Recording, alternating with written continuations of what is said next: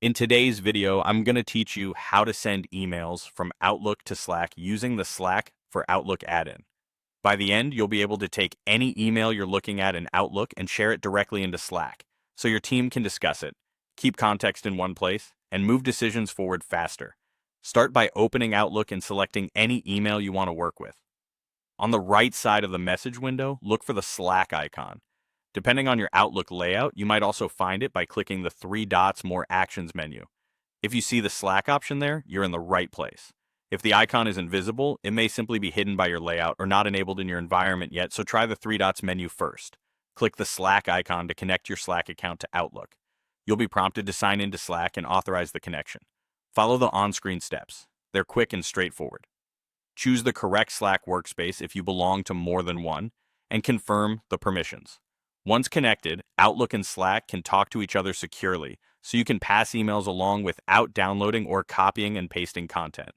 With your accounts linked, you're ready to forward the email to Slack. In the Slack add-in pane, choose where you want the email to show up. You can send it to a specific channel for team visibility or to a direct message if it's meant for a smaller group or a one-on-one.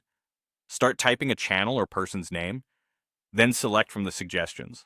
Add an optional note to give context.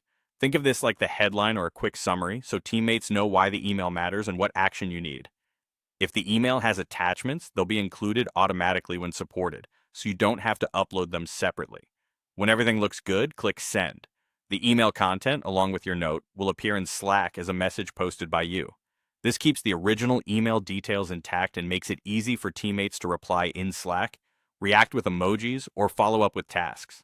If you shared to a channel, you've created a single place for discussion, which beats forwarding long email chains. To recap, open an email in Outlook and find the Slack add-in, connect your Slack account when prompted, then choose a channel or direct message, add context if you like, and send. Keep sensitive information in mind and share only with the channels or people who need it. That's all there is to it. Simple, secure, and a great way to bring email into your team's Slack workflow.